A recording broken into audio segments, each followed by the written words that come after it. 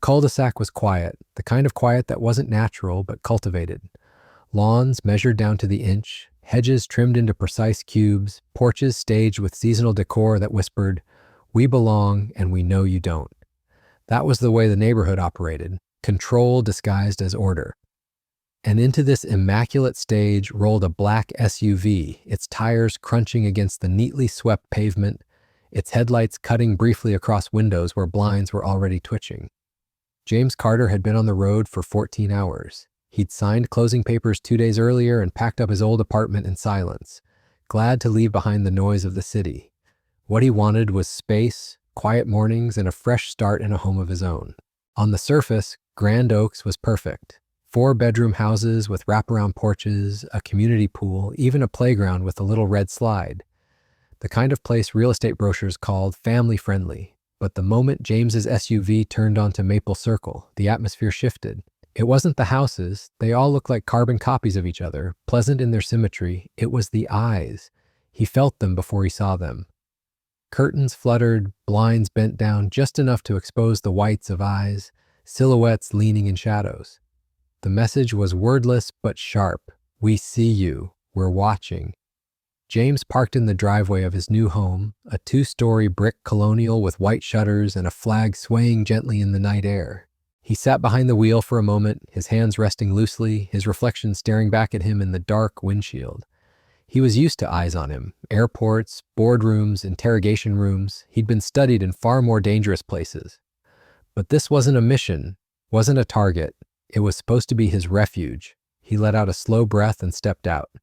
The air smelled of freshly watered grass. Somewhere in the distance, a dog barked once, then fell silent as though it too sensed the tension thickening the night. James opened the back of the SUV and hefted a box into his arms.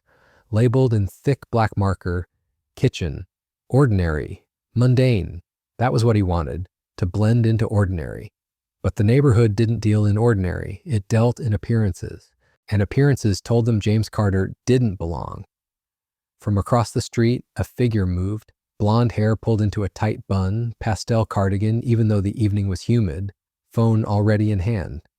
She was the self-appointed watcher of Maple Circle, the kind of neighbor who believed a clipboard gave her more authority than any badge. Her name was already whispered in the neighborhood group chat. Linda spotted him. She's checking it out. James ignored the glances, setting down one box, then another. He wore gray sweatpants, a dark hoodie, and sneakers, clothes for comfort, not for show. But in this neighborhood, that was enough to raise suspicion. A black man at night, unloading boxes into a house no one had seen listed for sale? The perfect recipe for whispers that would become accusations before sunrise. The HOA, officially just a board of retirees and middle managers with too much free time, fancied themselves as guardians of order. They had rules about mailbox colors, holiday decorations, and even the acceptable shade of beige for fences. But rules weren't enough.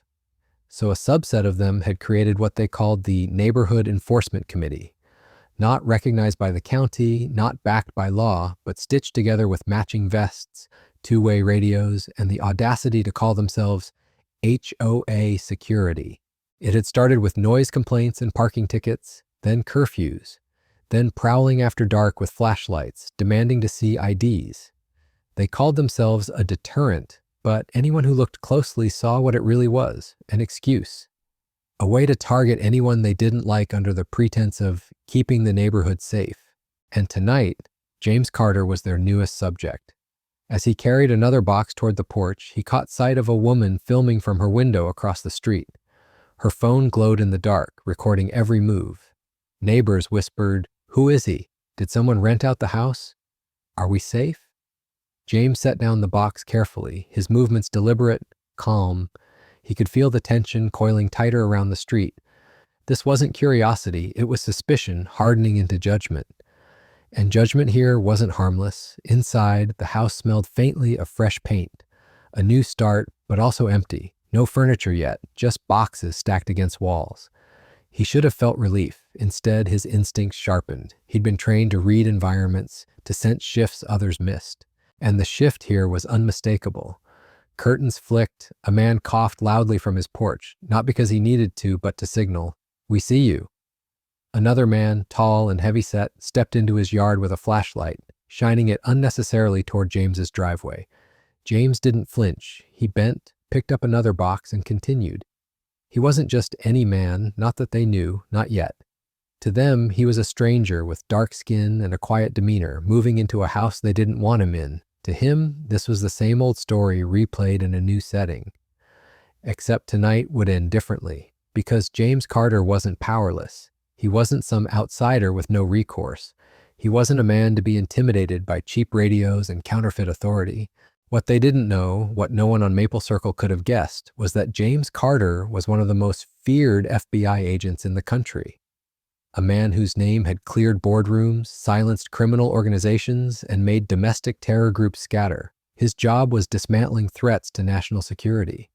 And yet here he was, treated as the threat for carrying a box into his own home. As he placed the last box of the night on the porch, headlights flared at the end of the cul-de-sac. SUV tires rolled over the perfect pavement, slowing as they approached his driveway. The sound of engines broke the curated silence, followed by doors slamming in unison. 6 men stepped out, tactical vests with bold white patches, HOA Security Division, radios on their belts, flashlights already in hand. The neighbors who had been peering through blinds leaned in closer, hearts quickening not with fear but with excitement. Their private patrol was about to handle the situation. A black man unloading boxes after dark, how dare he? James straightened slowly, his broad shoulders silhouetted in the porch light. He didn't move to retreat, he didn't even speak. He simply watched them advance. 6 self-styled enforcers who believed they were about to put an intruder in his place. And in that stillness, James Carter felt the familiar calm before a storm. Not fear, not anger, just calculation. They thought they were hunting him. They had no idea they had just walked into the most dangerous mistake of their lives. The engines cut out, but the tension they carried lingered in the air like smoke.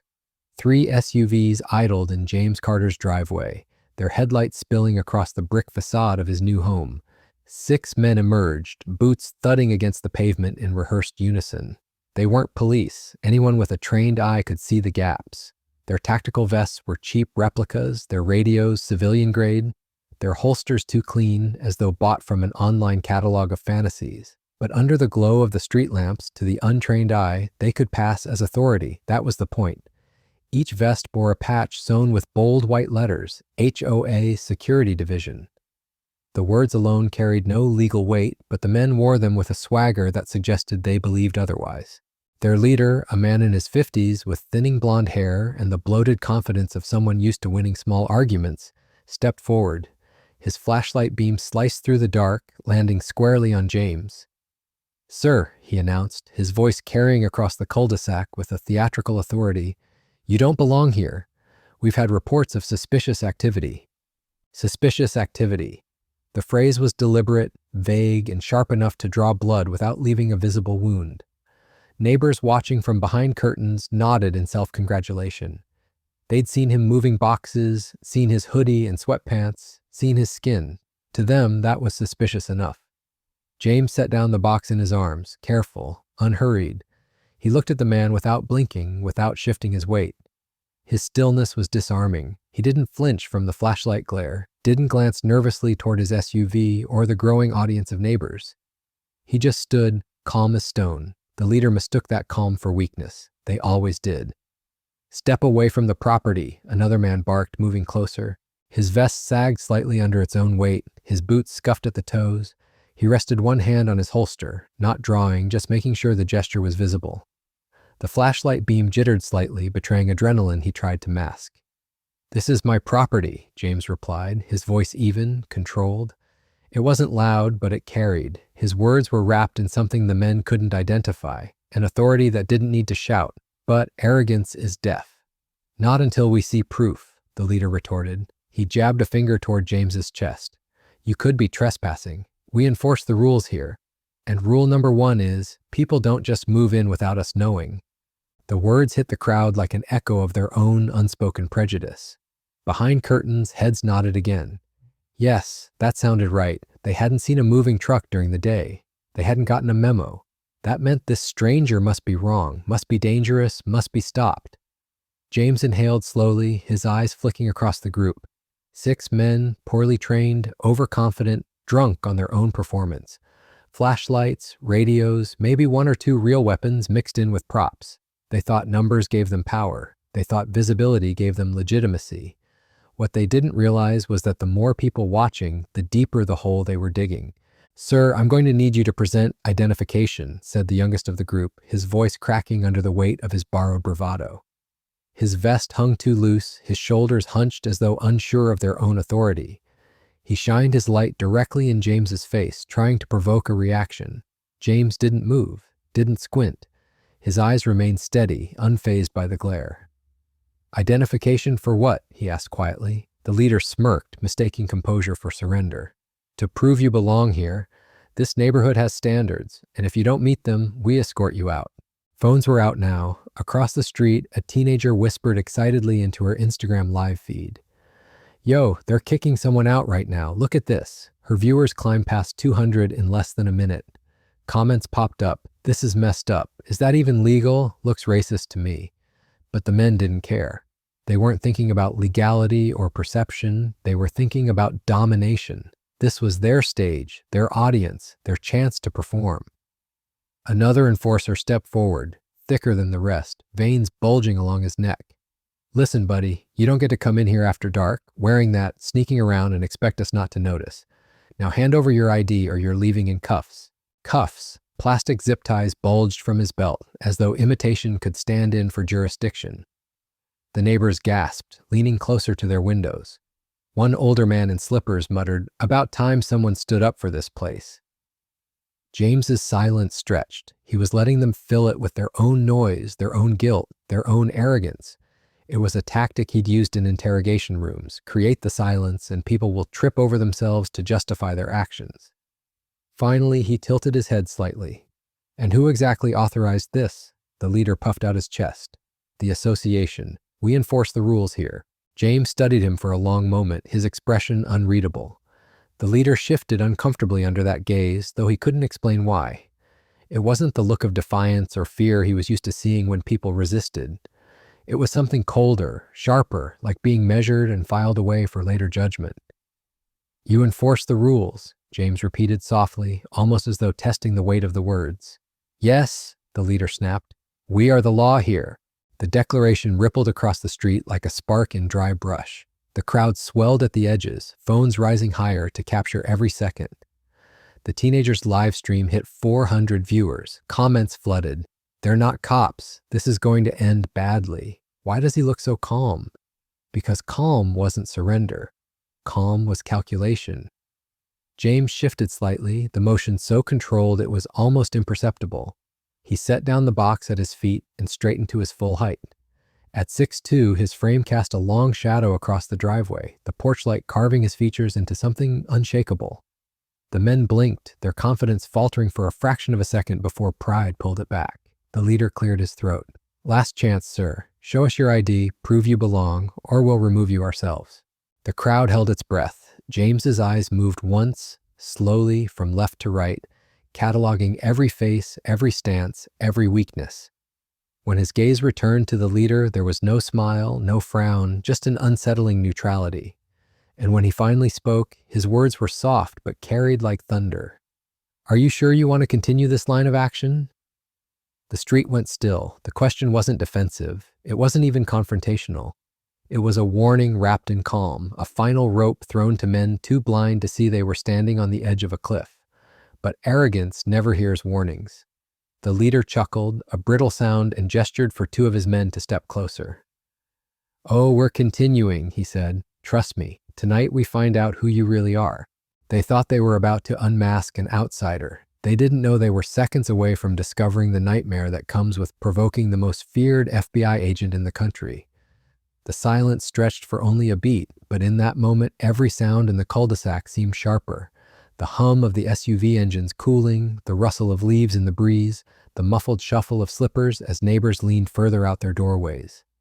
Then the spell broke, and the self-proclaimed HOA enforcers surged forward. Flashlights swept across James Carter's face and chest as though beams of light could pin him down like an insect under glass. One man swung his radio to his lips, speaking in clipped tones. "Control, we've got a non-compliant subject. Advise." His voice carried as though the word control meant something official, something more than the group chat they used to coordinate their patrols. The neighbors whispered to each other, "Non-compliant subject." The phrasing sounded rehearsed, deliberately chosen to give their actions weight. On the teenagers' live stream, the chat exploded. "They're talking like it's a military op. What's HOA control? LOL, these guys are LARPing." "That man looks way too calm for this to end well." James remained still, his shoulders loose, his posture unnervingly relaxed. He didn't need to move, he didn't need to raise his voice. His calmness was louder than any of their theatrics. The leader stepped closer, flashlight beam fixed on James's chest. "Sir, last warning, hand over identification, step away from the property, now." The phrasing carried the sharp edge of arrogance, the cadence of someone used to winning through volume and intimidation. But behind him, one of the younger men fumbled with his vest straps, hands trembling slightly. He hadn't expected their target to stand there, steady as granite, with none of the fear or desperation they were used to provoking. James tilted his head, not in defiance but in observation. He cataloged them, ages, builds, likely experience levels. He saw the uneven stance of the heavyset one, the shaking hand of the rookie, the overcompensation of the leader. Years of training allowed him to assess a room in seconds. These men were untrained, undisciplined, and dangerous precisely because of it. The heavyset enforcer stepped forward, puffing his chest. He let his hand rest openly on the grip of his sidearm. "You need to cooperate, buddy, right now." The flashlight beam cut across James's jawline, highlighting the faint scar that curved beneath his ear. It was a scar earned on a raid no civilian would ever read about, stitched in the shadows of operations classified for decades. It was the kind of scar that should have made them pause, but arrogance blinded them. From behind a curtain, a woman whispered sharply to her husband. "Why doesn't he just show them something and get it over with?" The husband shook his head. "Because he's hiding something. Has to be." The livestream viewer count crossed 3,000. Comments scrolled so fast the girl holding the phone couldn't keep up. "This is insane. They're pretending to be cops. They can't legally do this, right? Why is he not saying anything? Dude's terrifying." The leader gestured sharply. "Cuff him." Two men advanced, pulling zip ties from their belts. Their plastic sheen glistened under the porch light, as flimsy as the authority that carried them. One of them muttered under his breath, "Got him," as though he were about to notch a victory. James didn't move. He watched them come closer, eyes calm, breathing steady. He wasn't calculating whether he could stop them, he was deciding when to. Timing mattered. Let them dig their own graves deeper. Let them pile arrogance upon arrogance until even the watching neighbors couldn't deny what they were seeing. The rookie hesitated just short of James, flashlight trembling in his grip. "Sir, don't make this harder," he said, his voice betraying nerves. James spoke then, his voice low and measured. "Harder? For who?" The words cut sharper than any shout. The rookie froze, his confidence cracking like glass.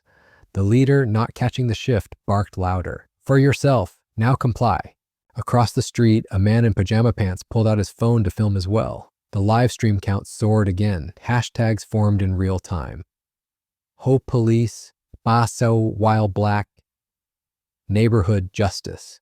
The heavyset enforcer lunged, grabbing James by the forearm. His grip was clumsy, more bravado than technique. James let him hold on. He didn't resist, didn't tense, didn't pull away. He simply looked down at the hand clutching his arm, then back up into the man's eyes with a gaze that was ice cold and unblinking. The man's bravado faltered, his grip loosened before he even realized it. He stepped back, muttering something about non-compliance, but his voice lacked conviction. The leader tried to recover, raising his chin. "This is your last chance. We can do this easy, or we can do this hard." The neighbors leaned in closer, their curiosity crackling through the air.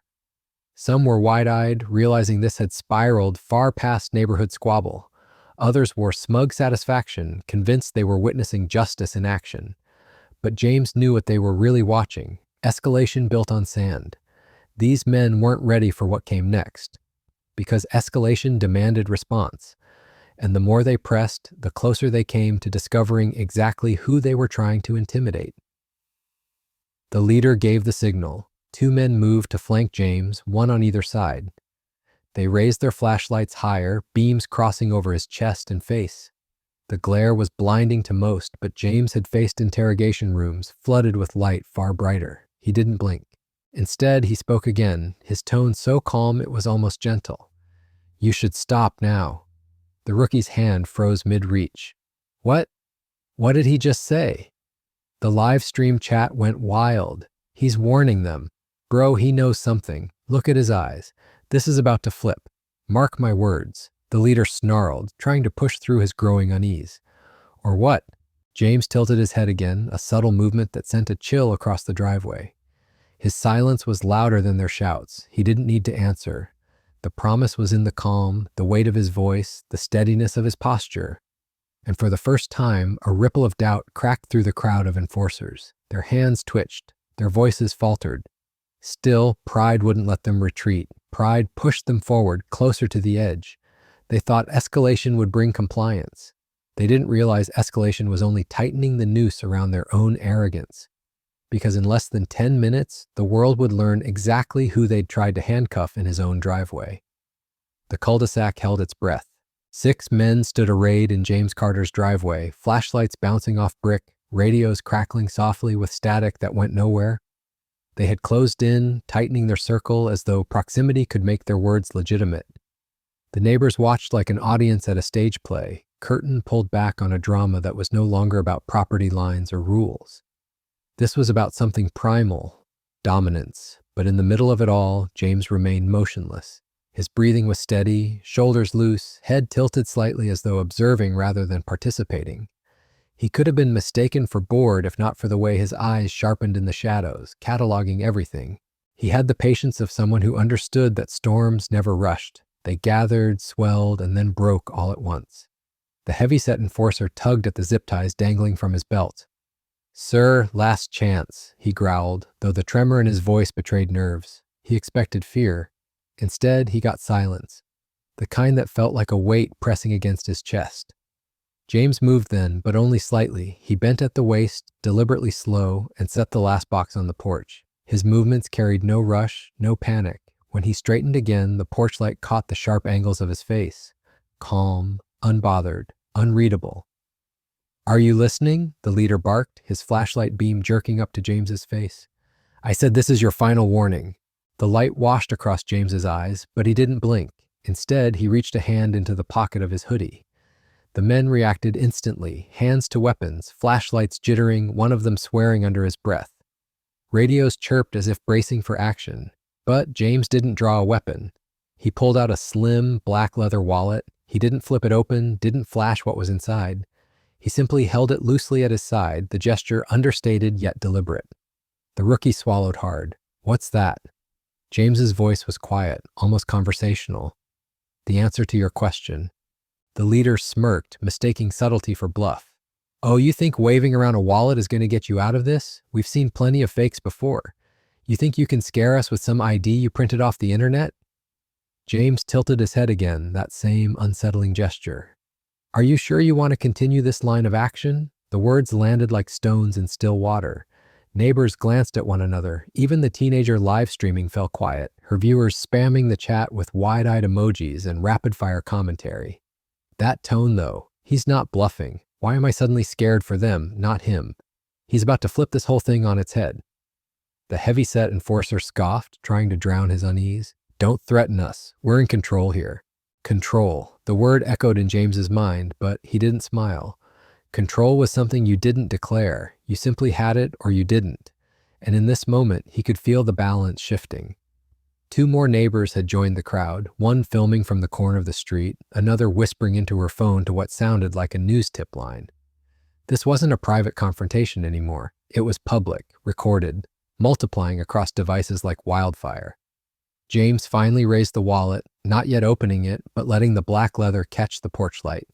His hand was steady, his movements precise.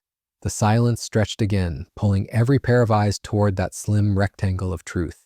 "You don't get to decide who belongs here," the leader said, voice growing louder as his confidence faltered. "We do. This community has standards, and if you don't meet them, we remove you." James exhaled slowly, the sound so soft it barely carried beyond the circle of men. But it wasn't the exhale of a man giving up. It was the exhale of someone holding back, of someone calculating just how much rope to give his opponents before they hung themselves. The rookie licked his lips nervously, his flashlight beam wobbling across James's chest. He whispered to the man beside him, not quietly enough, "Why isn't he scared?" "Because he's stupid," the leader snapped, trying to save face. "Don't let him mess with your head." But their confidence was cracking and the crowd knew it. On the live stream, the comments turned brutal. "They think they're cops, but they're about to regret it. Look at the way he's standing. That's training. Military? No, that's Fed energy. He's way too calm." James's eyes flicked once toward the glowing screen in the teenager's hands. He didn't mind the attention. In fact, he welcomed it. Witnesses meant protection. Witnesses meant documentation. And in his line of work, documentation was a weapon as sharp as any firearm. He lowered the wallet slightly, letting the tension build further. "You've made assumptions," he said softly, "and assumptions are dangerous." The leader laughed harshly, but it rang hollow. "What's dangerous is thinking you can move into this neighborhood without following the rules." James's gaze locked on him, unblinking. "No. What's dangerous is pretending authority where none exists." The heavy-set enforcer shifted uncomfortably, his hand tightening on the zip ties. But he didn't move forward. Not yet. The radios crackled again, but no real dispatch answered, just static, just the hollow theater of authority. The neighbors were beginning to notice, whispers threading through the night. "They're not real cops. What if he really does live there? This is going to blow up." And still James waited.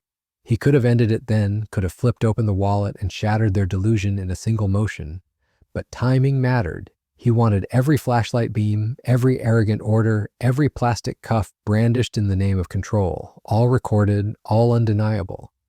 Because when the reveal came, it wouldn't just collapse their authority, it would expose them, strip them bare in front of their neighbors, in front of the internet, in front of a country already tired of imposters masquerading as law.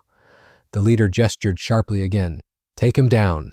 The rookie took half a step forward, then froze when James shifted his weight ever so slightly. Not aggressive, not defensive, just aware. It was the kind of movement that spoke volumes, a subtle reminder that stillness wasn't weakness, it was patience. The rookie backed up, muttering, "Something's not right." The leader hissed, "Coward!" But even his voice shook now.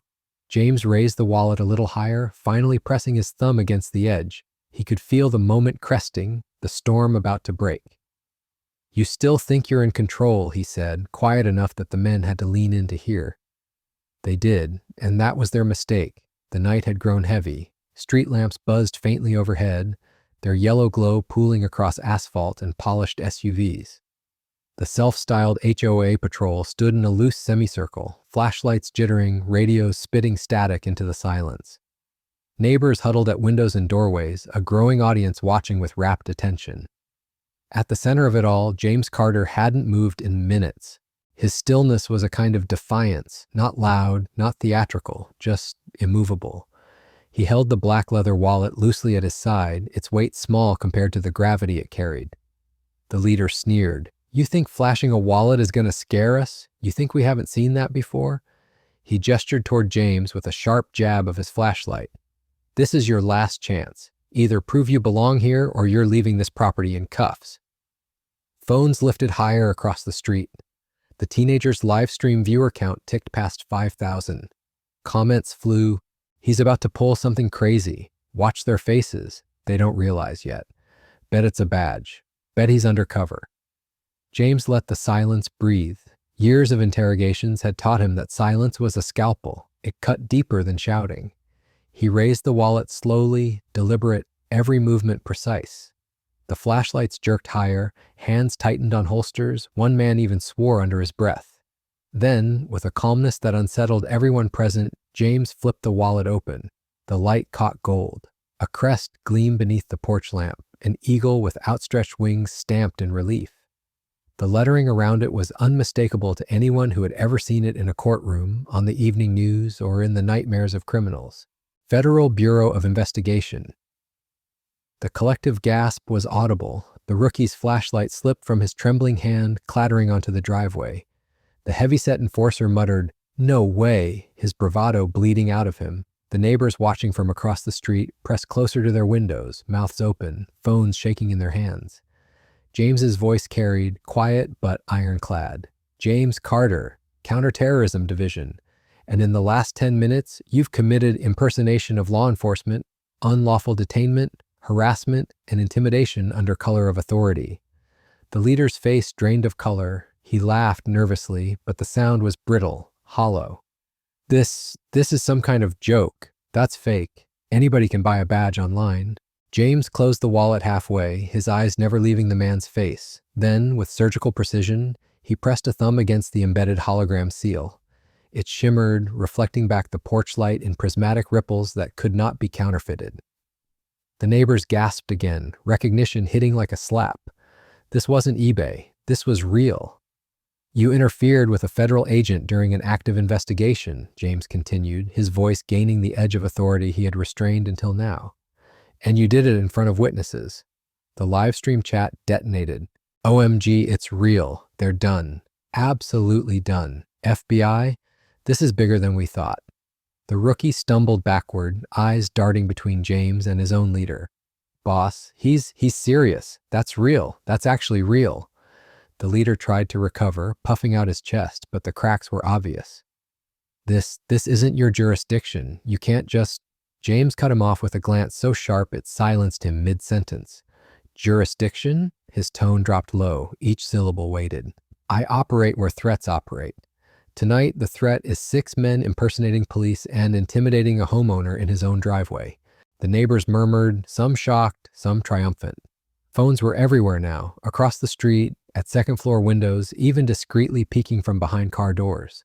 The cul-de-sac had become a stage, and the curtain had lifted on a play the fake HOA police hadn't rehearsed for.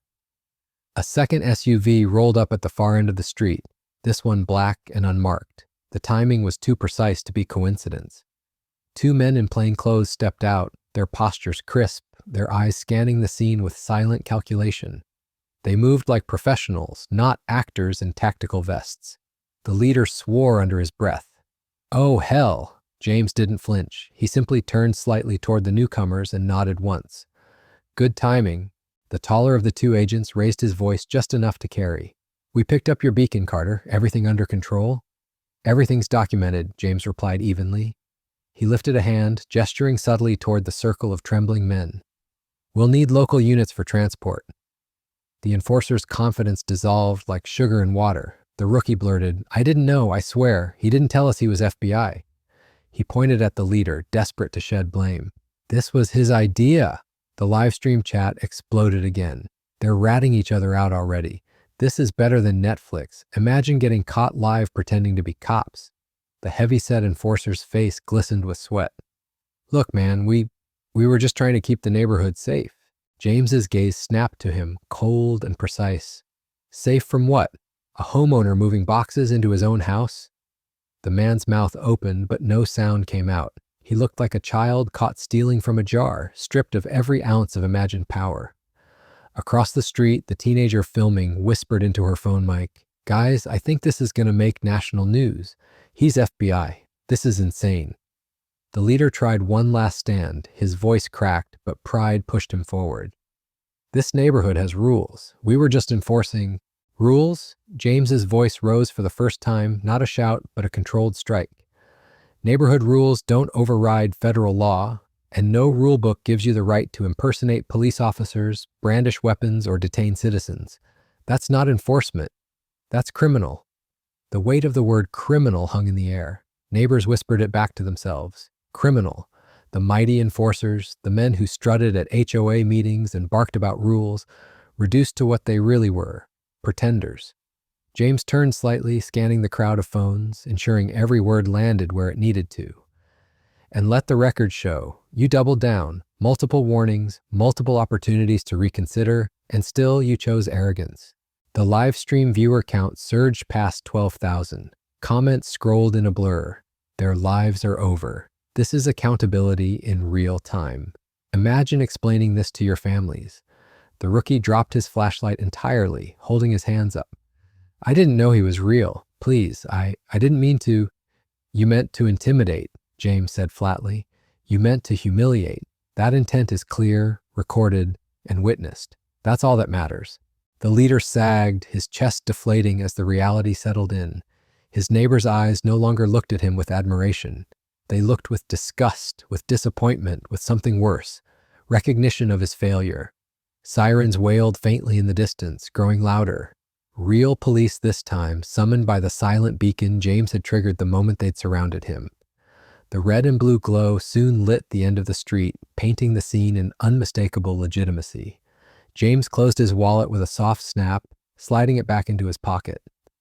His final words before the cruisers arrived were calm, almost conversational. You thought you were hunting a trespasser, but what you really did tonight was expose yourselves on camera in front of the world, and now you'll answer for it. The wail of sirens cut through the humid night, first faint, then louder, then overwhelming.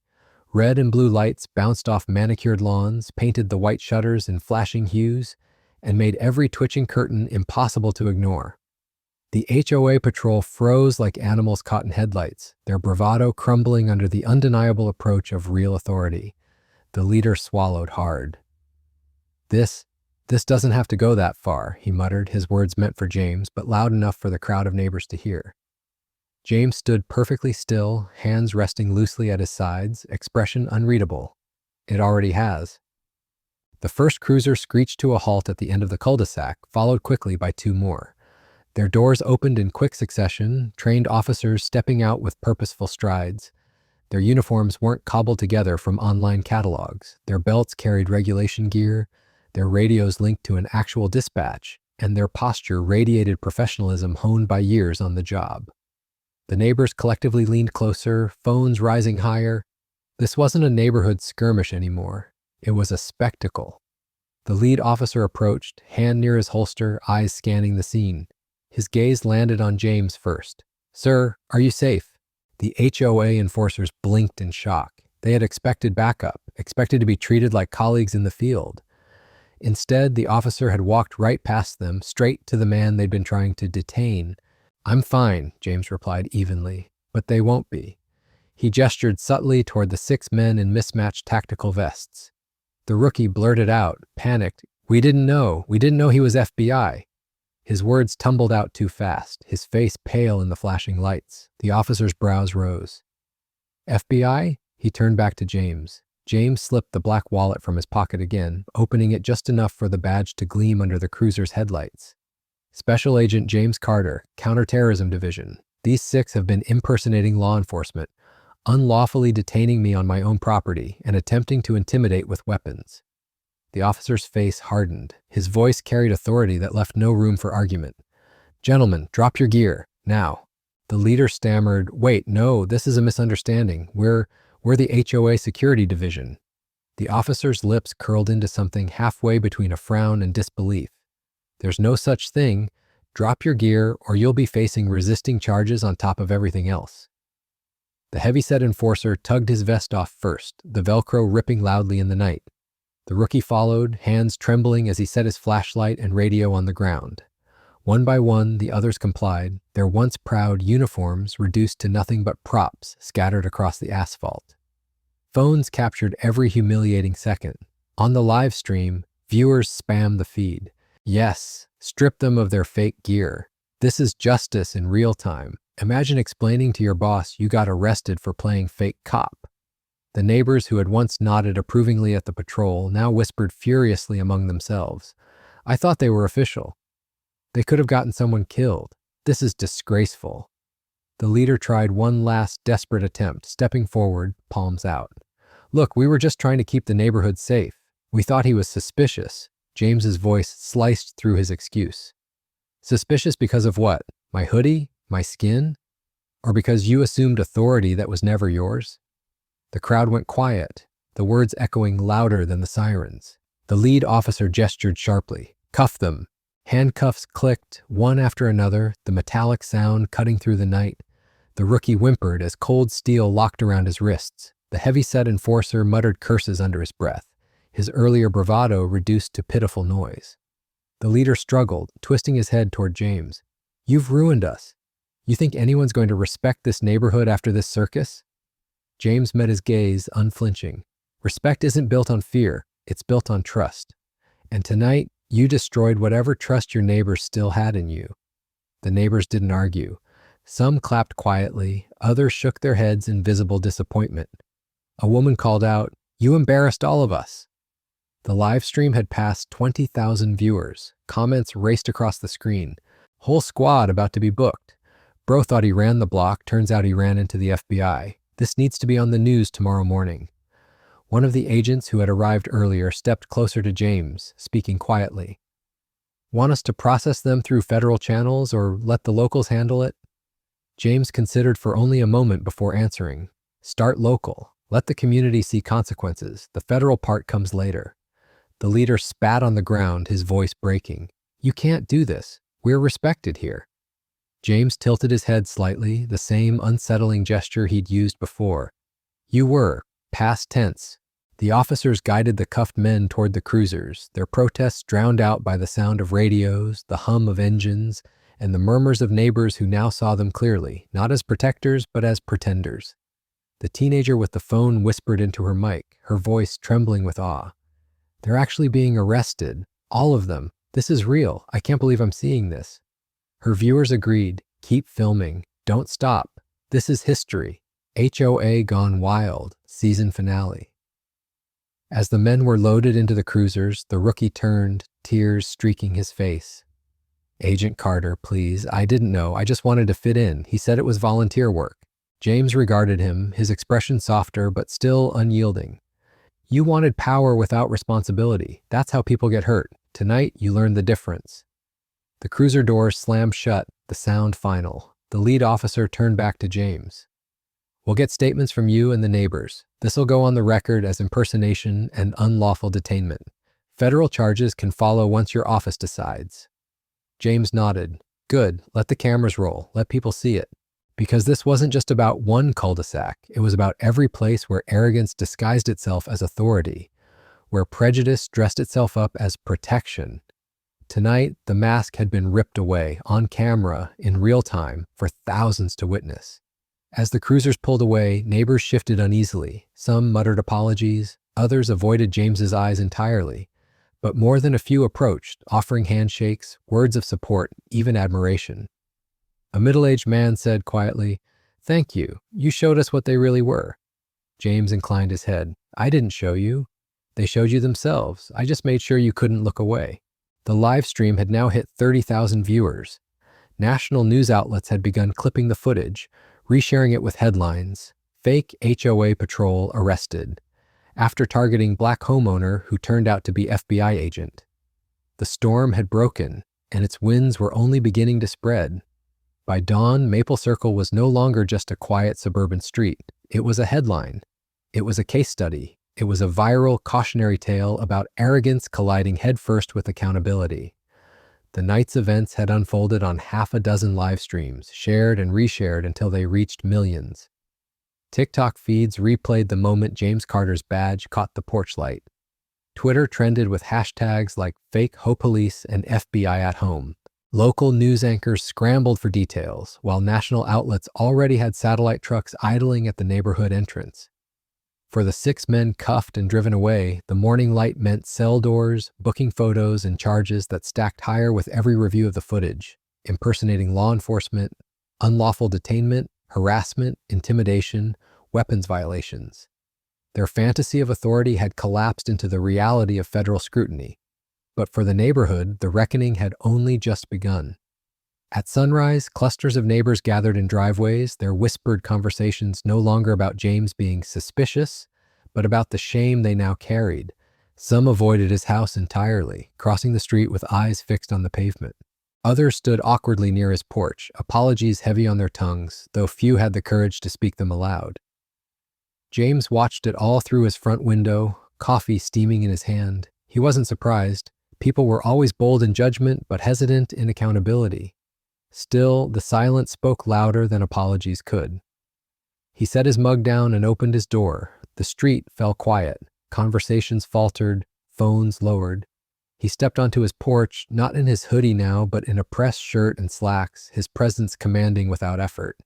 He didn't raise his voice, but every ear tuned in, every camera phone lifted again. You all saw what happened last night, he began. His tone wasn't angry, wasn't triumphant. It was steady, deliberate, the way someone speaks when they know their words will echo.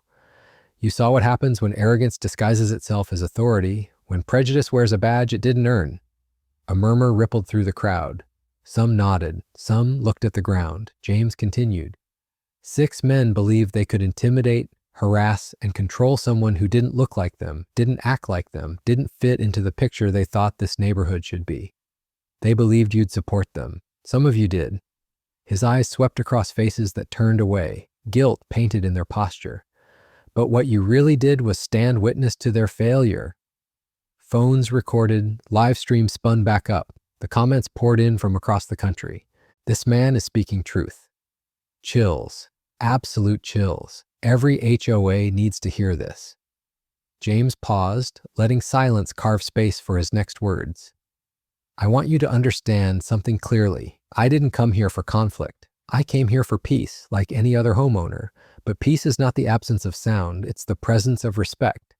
And until you understand that, you'll never have a safe community, only a quiet one built on fear. The weight of his words settled over the crowd. A woman near the back dabbed at her eyes. A man in golf attire shifted uncomfortably, folding his arms across his chest, as though to shield himself from the truth. And let me be clear, James added, his voice tightening slightly. Respect isn't conditional. It isn't granted only to those who look like you, dress like you, or fit neatly into your narrow definition of who belongs. Respect is the baseline, the starting point. Anything less is discrimination, plain and simple. The live stream viewer count surged again, tens of thousands watching in real time as a cul-de-sac became a stage for accountability. The teenager who had first streamed the encounter raised her voice from the crowd. Agent Carter, what happens to them now? The HOA guys? James turned toward her, his expression unreadable for a moment. Then he said, they face consequences, real ones, arrests, charges, trials. Their days of strutting around this neighborhood pretending to be cops are over, but whether this community learns from it, that part is up to all of you. The girls' live stream chat lit up with comments.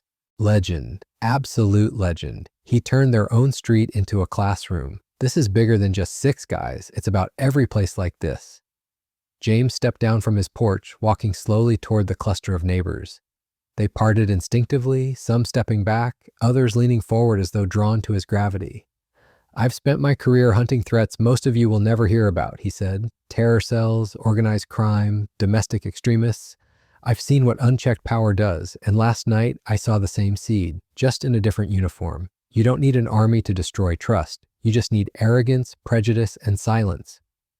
He stopped in the center of the street, looking around at every set of eyes. The silence ends now. The neighborhood was still, but it wasn't the cultivated silence of fear. It was the silence of realization, of reckoning. Behind them, news crews had arrived, cameras mounted on shoulders, microphones extended like antennae to capture every word. The story had already grown beyond Maple Circle.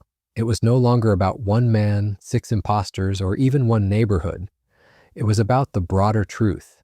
That authority assumed without accountability was dangerous, and prejudice disguised as protection was poison. James glanced once toward the nearest camera, not for theatrics, but for clarity. You wanted to know who I really am. Last night you found out. But let me tell you something more important. I am not unique. There are thousands like me who've worked too hard, sacrificed too much, to be treated as trespassers in our own homes. And every time we stand our ground, every time we refuse to be silent, change becomes possible.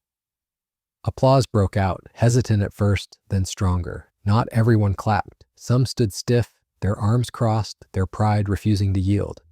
But enough did that the sound carried, bouncing off the brick houses and down the street like a small beginning of something larger. James gave one final nod. This is my home. And from now on, it's your choice whether you want to be my neighbors or my witnesses. With that, he turned and walked back up his driveway, disappearing into his house with the same calm he'd carried all night. The cameras lingered, the neighbors murmured, the live streams kept rolling, but the message had landed. It would spread far beyond Maple Circle, far beyond the HOA, far beyond that single night, because sometimes the most feared FBI agent doesn't need to fire a shot or raise a hand. Sometimes the simple act of standing calm against arrogance is enough to dismantle entire illusions of power.